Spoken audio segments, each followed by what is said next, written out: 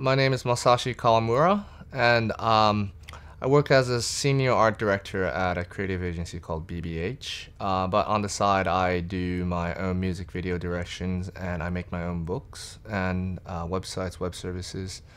So yeah, that's me.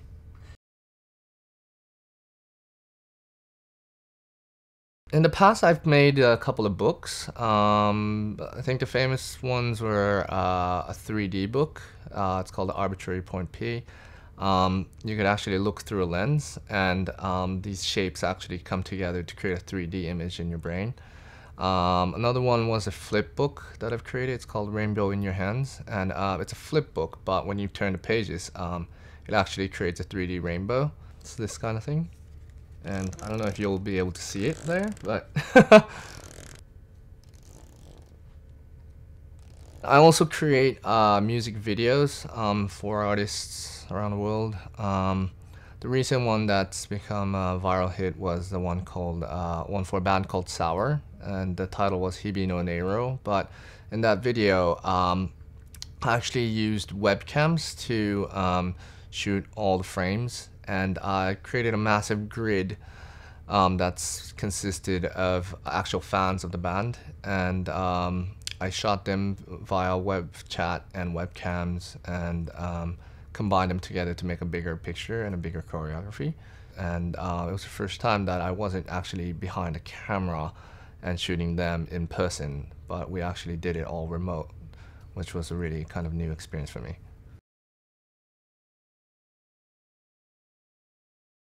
I don't really try to think of the medias first. I always try to think about the idea first, and then from there I try to figure out which kind of mediums would it best suit to execute that idea. Nowadays, you know, the mediums is constantly changing, and it's always every day is about like more innovative techniques or like technologies that's coming out. So, you know, I would rather, you know, try to incorporate that into my work, you know, as much as I can. I think in the future, I think change and like innovation is going to become like a standard in a way.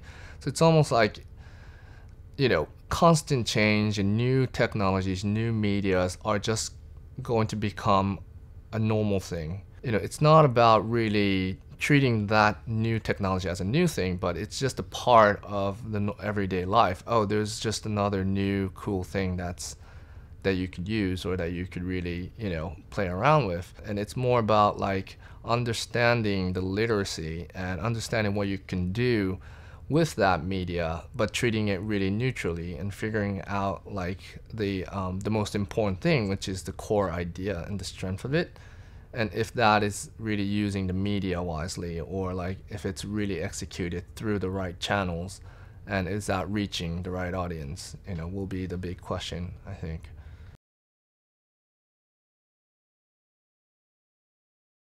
Definitely that has made the creative kind of community more competitive.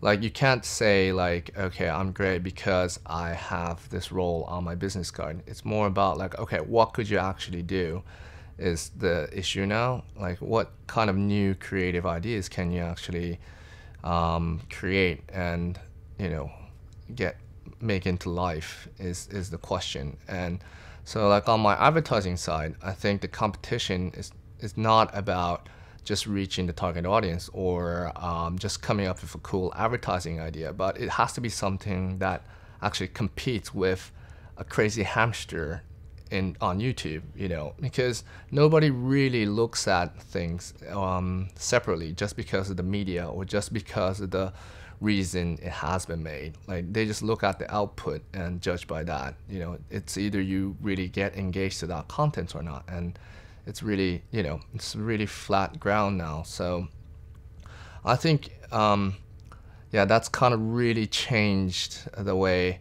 a lot of the creatives think and operate, and I think we just have to really embrace that, or else, you know, we'll only be like swimming in a small puddle and not looking at the wide ocean. I think people will see it as a part of a turning point in, you know, how the creative process started to change and really start to evolve. I think the change has already been started to take form in a really grassroots level, but people haven't really applied that yet to like the professional way of creative crafting or like creative production. If we can embrace it now, I think we could end up in a really cool environment in the near future. And I hope that happens. So that's why I see, like, when I try to look back from the future, I would like to feel that this is the start of that change.